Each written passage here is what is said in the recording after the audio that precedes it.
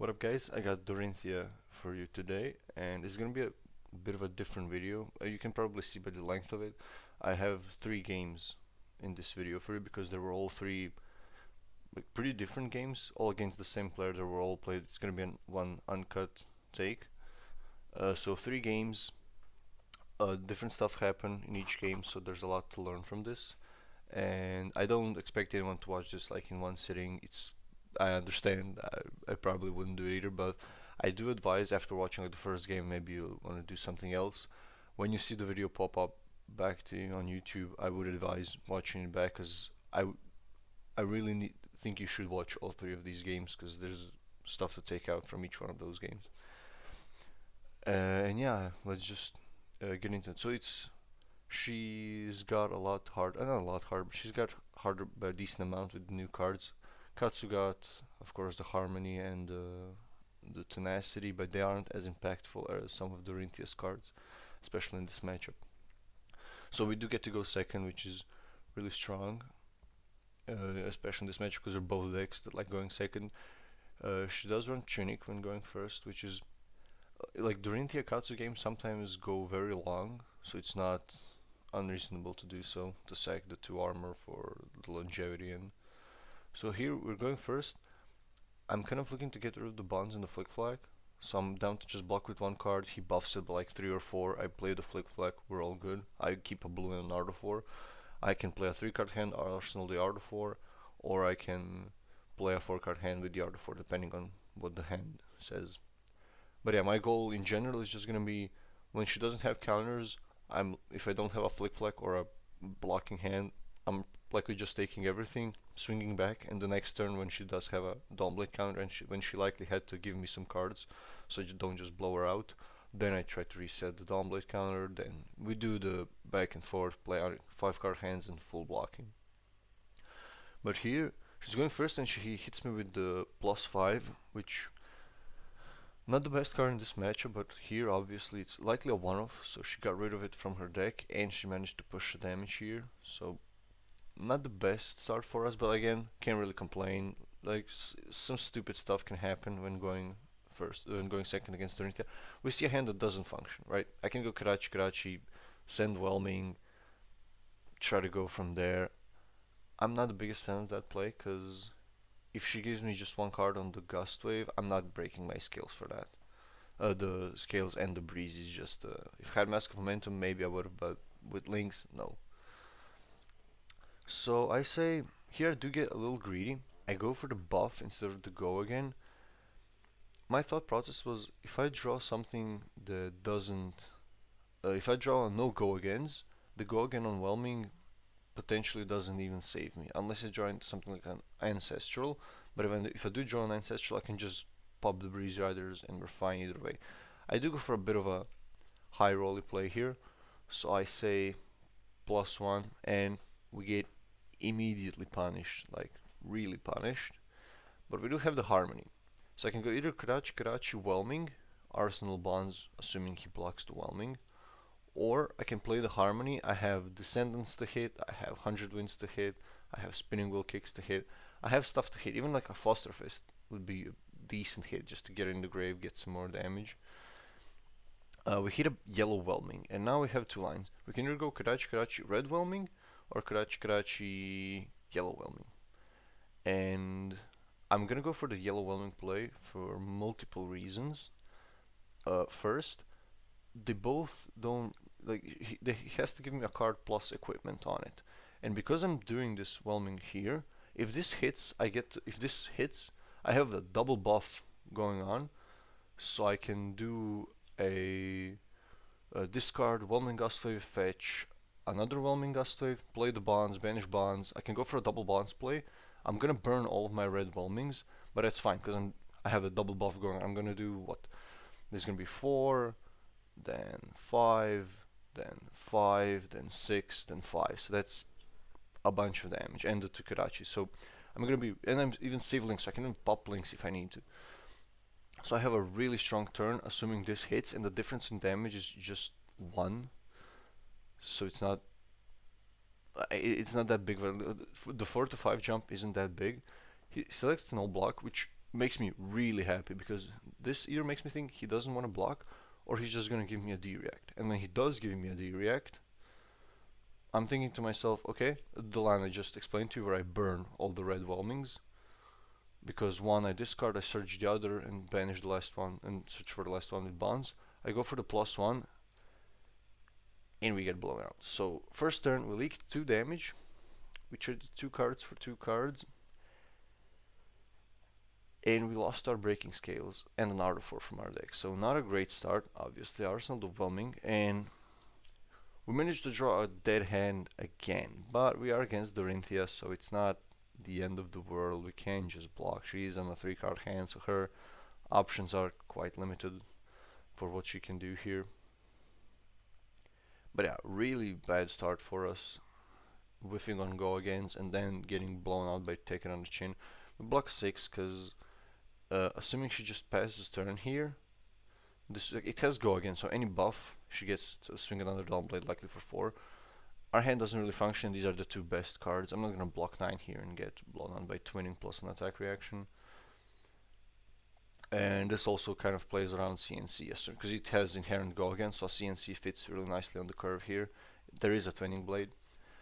Another swing. I'm just gonna block this as well. No, if he wants to react, he would need to react and then break the bolters and swing again. I can block that as well. I just play the whelming. I have no intentions of discarding this ancestral for.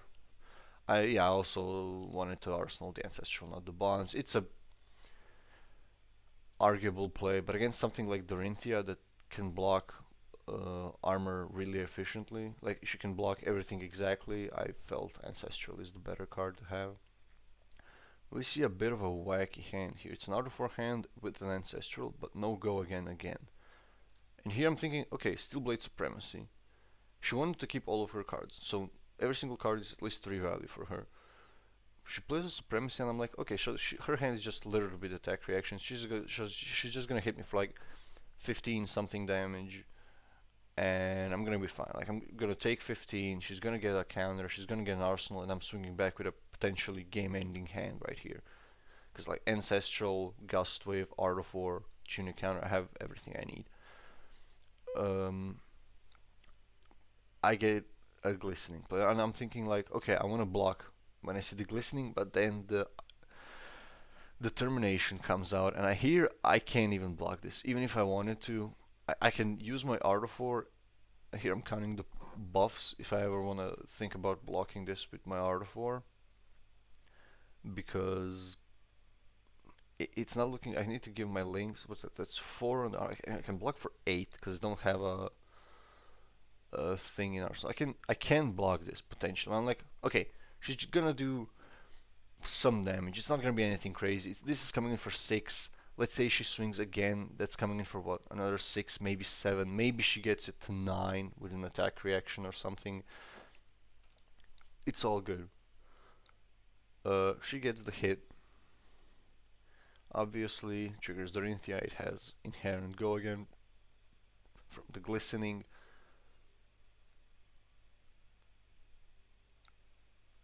And she takes the tunic counter here. And what I'm thinking to myself, okay, it's interesting she took tunic, right? Because she could have just paid into the Brage Force and swung again. So I'm thinking, okay, she has a 0 for 3 reaction, or she's got 2 reds in hand, so she wants like cover up info a bit further, right? Because she's gonna draw either way, so she can play the 1 cost attack reaction, pitching the other one, and gets an arsenal away from the supremacy.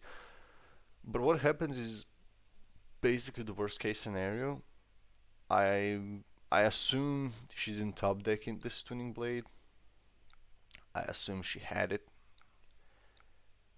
but I can't know that, and it doesn't really change anything in my lines. I can't, even if I can just mind read her having that. But yeah, it's basically the worst possible thing that can happen to you.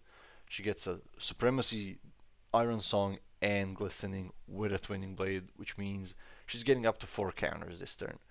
And not only is she getting up to 4 counters, the Dawnblade is stacking up during the turn. So this is gonna come in for 10 now. And if he has an attack reaction, he can also just dump it and do it for 13, right? So I take like 20 damage this turn, and she got 4 Dawnblade counters on me. And here I'm thinking, okay, I need something big now. So I play the Art of War, I get rid of the Tenacity, obviously the Gusto is the best card basically, apart from the... And we draw into double Surging Strike. Double Surging Strike is really lackluster here, for pretty obvious reasons. But I'm like, okay, this hand isn't gonna, it's not a double bonds, cracklings for salt, or a triple bonds turn. Let's see what I can do with this. So I have the option to Ancestral right here, because I will just get to her blocks. Because I'm thinking to myself, okay, I need like something huge to get this. And I'm thinking about this Ancestral now, and she blocks 6. And I'm like, okay, she has a 2 block piece of equipment left. I need something big to win this game. I'm not gonna win it with this hand and like getting a bonds in this Art of War hand, because I don't even have real graveyard dump. Like I don't have flusters, I don't have dishonors. I can just get rid of more whelmings. So here we play to our out. We play to her blocking 5. She sinks her arsenal, and I get the Ancestral here. So now I'm like, if I draw anything good here, I'm looking really, really good now. And I draw into an Art of War. Art of War is obviously fine because we have the tuning counter. We can get rid of this surging, which was kind of a nuisance in our hand anyways. So we do it. And now I'm thinking like, okay, she is on 35, but I'm gonna come in for like over 20 now. And I get some, they're decent. They're like, it's a single bonds hand, right? And I'm thinking, okay, I got this. Like I can go for a double, but I have now a great target. I'm gonna draw another card off of the whelming. I'm cooking here, right?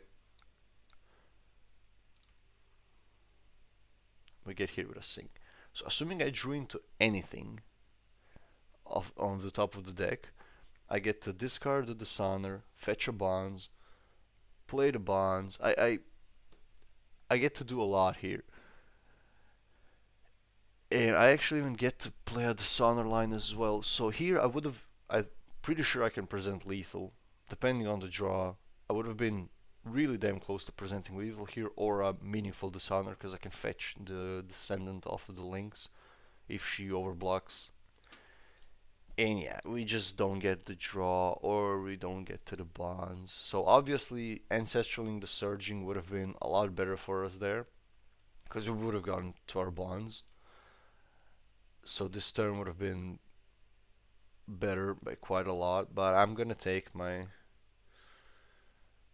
I do take my window now. I unfortunately don't have the yellow gust waves. I don't have a floating resource, so I can't pay into this Be Like Water to go for a dishonor line. So I have to just play out a regular... I mean, it's still a good turn, right? Don't get me wrong. It was like 6, and he had to block, what, 9 on the gust wave, so that's, what, 15. Be Like Water for 5, that's 20, and it's going to be 23, and then bonds, and then for another 12, so it's going to be 35 damage this turn, which obviously, it's great. But we had to give him 4 counters, and we took 20 damage for this, and that's just not where we want to be, because she's still at 30, and I'm just swinging 15 vanilla damage here, and she's got 4 counters now, and I've got no equipment left. Here, like, we do get her down, we get her really low here, but again, this Dawnblade is at a lot of counters, we burn all of our equips. It's just not looking great. We do get a good hand. I mean, good hand. It's not a good hand in this situation. So we check her game, and I see that she blocked with a Blade Fury here. So I know for a fact she's got an attack reaction, right? Because she wouldn't just block with a Blade Fury. So I can't really block this for... I didn't need to give tuning here, or I guess I could have just blocked here for 9 and arsenal the Descendant Gust Wave, but assuming she has a 3 power attack reaction, which she very likely does, I lose on the spot. Here I'm like, okay, maybe she whiffs on the go again. There's a chance, like if she just doesn't present a good turn, I can block this. I can give her the 6 block on this, and then any attack reaction wins the game from that point, because she gets go again, she gets counter, and I don't have a turn back. So yeah, it comes in for 6. I have to take it, so that's 12 damage and a counter. Not like if this happened last turn, obviously it would have been great, but we have a decent crackback. It's gonna be like what? 6, 8, 16 damage back. Not the best, but it's damage. We get our final bonds. He gives us this on hit, which was a little weird, but maybe he figured I can't get to lethal anyways.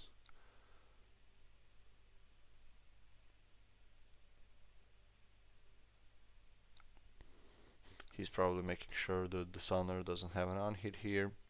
He goes down to 2. Obviously, if he wanted to, he could have blocked more here.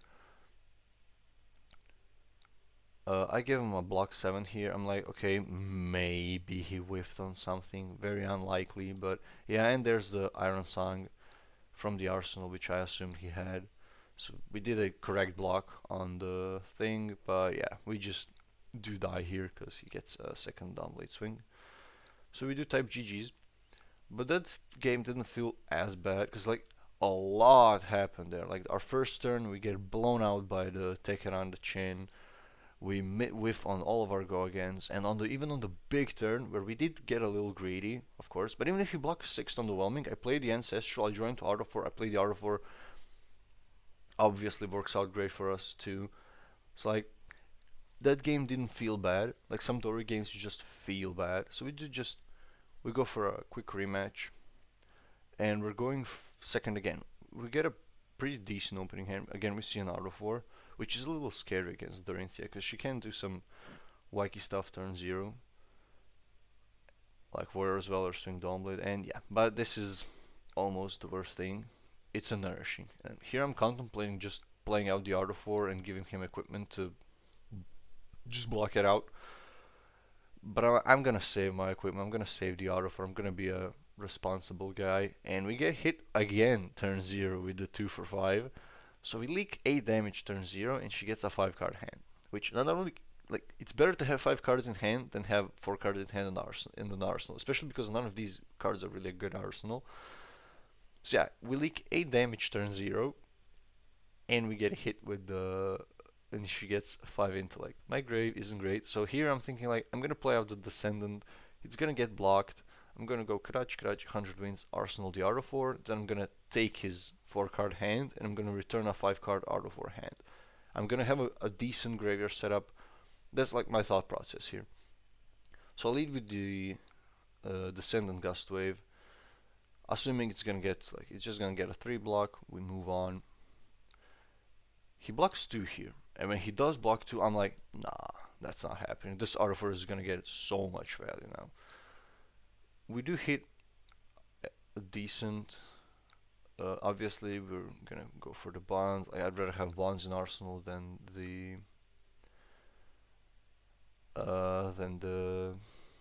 Winds of Eternity. So we turned. It would have been what? 4, 7 value, basically 8 value because he had to give us a 3 block. So 8 value turn, and out of 4 in Arsenal turned into 3, 4, 9, 4. So it's turned into 13 damage. No Mask of Momentum, but this turn could have easily been stuffed with the boots. So no mask draw either way. But yeah, pretty decent. Our hand, not the best here though. We were probably looking to block with this hand either way. It is a double bonds hand, so we maybe could have kept it. But I was looking to block with 1 card for sure here, the Dishonor or the Flusterfist. Likely the Dishonor to just get it in the grave because it's a very relevant on hit. But here she presents Steelblade Supremacy plus Glistening. And this is, she doesn't have a tunic counter, which is very relevant here. So how do I lose? What can she do here with the 2 cards? Obviously, like the easiest one to assume is she's gonna have a 0 for 3 pump, and then she gets to draw and then play something else. So I have to play around the 0 for 3 pump, and I have to play around Twinning Blade because those are the zero costs. If she pitches a card to play the 1 for 4, the 1 for 3, or the 2 for 5, yeah, you get to draw and then swing another time, but I can just block with the other two cards if that happens. I mean, there are some edge case scenarios where she draws into something else as well, but here I'm thinking, okay, Dumbblade is coming in for 5. I want to block 8 on this, and luckily I have the two cards I really want to engrave here. I see my grave is it's decent, but not the best. I can get the two best targets in grave. I give him the bonds, because in case he just passes turn, I can just like use Karachis with this, but you get the point. Bonds is also a decent card. And there was the Twinning Blade. So we played around the buff 3, and we sort of play around Twinning Blade. What we could have done is just put our hand in front of this, and he's not getting over it. But because I know Twinning Blade is a card, if we do that, we can't cover the second swing. And the second swing is coming in for 5, which means we need at least 2 cards in hand for it. And that's exactly what happens. And here we get it. Like, this is what you want to have happen. Like, we push damage, and we manage to cover her 5-card hand with our 4-card hand and some equips. So she gets another turn now. But a very relevant thing that happened, it wasn't a glistening turn. Like, the glistening turns, as you saw last game, is what it gets us. Here, unfortunately, we don't see a blue, but we do have the tunic, so it's not the end of the world. Plays an Ironsong.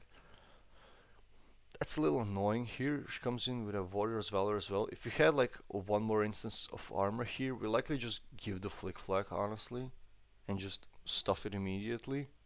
But I'm thinking like, I'm not getting tunic here. This hand is dying for a tunic, so I can't really use it. We take the 5.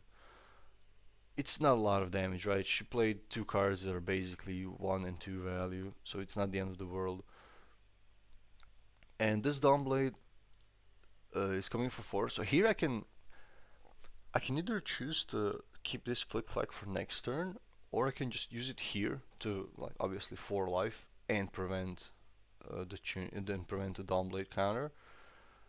And here I think it's fair to no block here, but I also think it's fair to just play out this Flick Flag and deny the counter immediately, which we end up actually pulling off. And now I know this feels a little bad, but yeah, just we get our 4-card hand. It's gonna be surging. We're kind of hoping this hits, because if this hits, I get to fetch a Descendant to activate the Dishonor, but it doesn't, which is again completely fine. We have the natural. This likely also demands at least a 4 block, probably 5. But here I'm thinking like, okay, he's already blocked with a decent amount of cards, right? He blocks 4 here again, and I'm like, okay, breaking scales. If I draw into a 0 cost, this breaking scales activation got me a Bonds in Arsenal, and if I want to, I can just go for a big Link's turn here. I'll click the hold priority. We get taken on the chin again. 2 games in a row happens. Maybe it was a bit greedy to go for the scales here. I just really wanted to put her on her here, but it's fine. Happens. Now she's gonna get a 2-card hand with the Inherent Go again. So considering she also has the Tunic counter, this 2-card hand can be basically anything, which is not good for us. But we pushed some damage, and now we get like the best case scenario. She plays out her 2-card hand, and it's all face up. And our hand screams, block with 2 cards, swing Fluster, Arsenal the Art of War. And luckily for us, she swings for exactly 6. We don't. If this swung for 7, I'm giving Tunic here, no questions. If it swung for 8, I probably give the Fluster as well. But we get a 2-card block here. There's an argument for blocking with the Fluster and going Karachi instead of this Fluster Fist. Like, if she has an extra card, she's gonna leak 1 damage either way, and she doesn't have extra cards. You just burn the 2 value for nothing. So now I'm feeling really strong. I have links, I have a big life lead on her, and I have an out of 4 in arsenal. So there's almost nothing she can present with this 3 card hand that I'm gonna be scared of. There's a commanding performance. My hand is actually a little clunky because assuming I keep everything in my hand, I can play the surging, pitching probably the tenacity and hoping he either blocks exactly for 4 and I can ancestral him and blow him out. But there's a lot wrong that can happen with this hand. We can't really block with attack actions here either way, so I'm just gonna not do it. He has to break the bolters here. And here we get into an interesting situation. She swings the Dawnblade for 3, right? She doesn't use the tuning counter to buff it to 4, which it's an interesting call. Maybe she has a hand that wants the tuning counter for next turn that kind of breaks the mat, like a 1 cost something of Auror's Valor or someone for 3 reaction. But I'm like, my hand isn't the best, and it actually functions on a 3-card hand. I can play out the Surging. The Surging likely demands a 2-card block, and then I can just play a Tenacity after it. So I'd use this Ancestral to try to deny the tuning counter, because Commanding Performance isn't going to be active. Denying a tuning counter is really good, because that means I can take another turn of ignoring her. I give myself a life buffer. She's going to have the reaction here, which it's annoying, but she doesn't get the agility because the Ancestral isn't an attack action, obviously. But now we get to play a 3-card hand, which on paper it looks kind of bad, right? Like yellow surging into tenacity, that's no value. But now we have to think about it. If he doesn't block the surging, I get the whelming, and then he has to block the whelming. So the whelming, so it's 8 damage, but he has to block the whelming, which takes a card and some equipment. But if he does block the surging, then I come in with a tenacity for 4, and that's also 8 damage, and he also had to block a 4 power on hit. So it's, if he blocks or doesn't block this, it's the same to me. So he blocks the 4 here, and I play a tenacity for 4. So it's basically as if he took the surging and then blocked 4 on the whelming, except he doesn't have to be scared of the bonds here. And now we're in a, again, the situation actually looks a little worse than it is, than like it did the last turn cycle, right? But I do have my tuning counter, I have my links. She does have a counter, and I'm on 18, so it's very, very unlikely she presents lethal here. But we're obviously gonna see what he does now.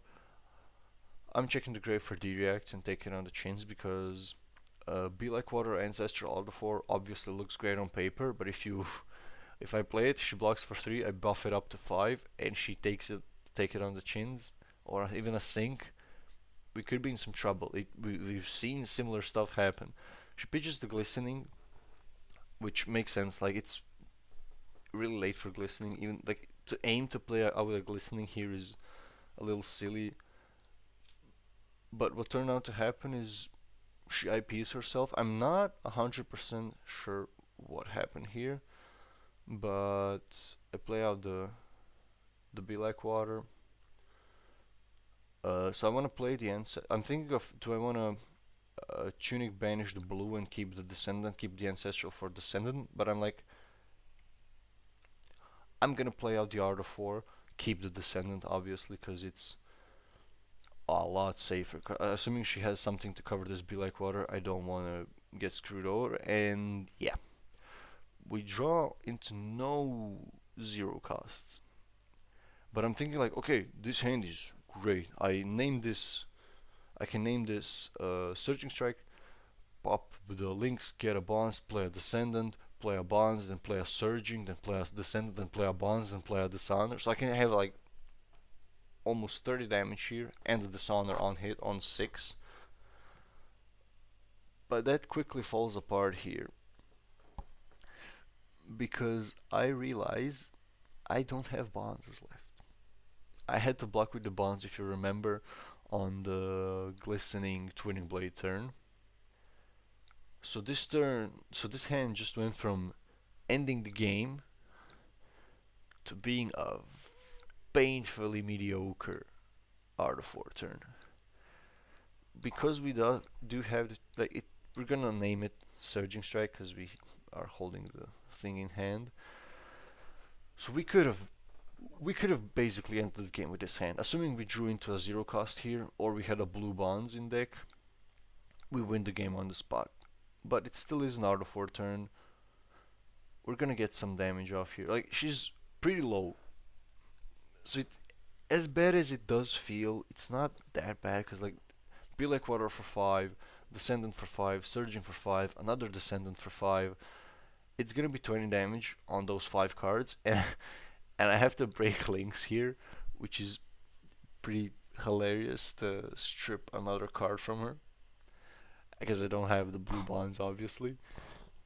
So I just links for 3, which evidently isn't what you want to be doing. But yeah, I get her down to 2 cards. And here, on 2 cards, she cannot present 14. Doesn't matter Warrior Valor or anything. Here, when I see this hand, I know the game is over. The only way she can potentially live is if she has a D-React in Arsenal. Apart from a D-React in Arsenal, she never lives this. We hit we hit 100 wins off of it, but I play this without like I don't care about hitting anything in this hand, right? Because I know I'm not gonna need the Katsu trigger here because she's on 2. I'm not hitting attack actions. So you can imagine the line here that finishes the game. She does have a sync, so she's not gonna lose immediately. But as we said, she needs to have a sync in Arsenal, or she needs a D-React. She needs something in Arsenal that blocks to live this turn without the. So here I'm just gonna like kind of show that it's a 2-card block on the bonds, and now we can just play the Fluster to win the game. But because we have our 100 wins, we're just gonna win with that. But it was over either way. Here she asked for a rematch, and I denied the rematch because I went second both games. I kind of feel that's a little unfair to me to go second all 3 games, even though she got a pretty nasty start. I still feel it's fair to give a full rematch. It's time for me to go first once. And yeah, we go for the same setup. We do the Flick Flags plus Art of Wars because reinforced lines aren't as impactful as Flick Flags, but I still want to have the gas option. We draw into a okay hand. I would have loved to like be able to Karachi first a bit, but not an option here because the Surging doesn't pitch and we just want this Fostering Graveyard. She again on the turn 0 gets rid of the 2 for 5, which is pretty funny because it's likely just I haven't been checking her blocking cards, but it's likely a one-off and she's gotten rid of it turn 0 every single time. But yeah, we'll just Arsenal the Surging. Our hand says, great, Steel Blade Supremacy. It's annoying, but from her cards, from her power cards, it's one as an aggro deck you don't really care about this unless she's on a small hand. But because she's on a large hand, her drawing card doesn't mean much. It's just gonna be some damage as well. She has to correct the bolters as well immediately. So it's a 3-card. It's actually a light. It's a 3-card 13, which is pretty impressive actually. And she gets a Dawnblade counter, but she does lose her boots here. And now you see like how strong going second is in Dorinthea, or just in general in these aggro-ish matchups. Like I'm down 13 life. So yeah, like, even though I do have a great hand here, it's not all rainbows and sunshine. I played the Descendant, and now here, if she wants to block this Descendant, that's probably another 2 cards from hand, and she's down to a 2-card hand. She can give me all of her armor immediately, which also is a fair play, but I do scales if she gives me her Providence, because then I turn this 3 damage into 8 damage.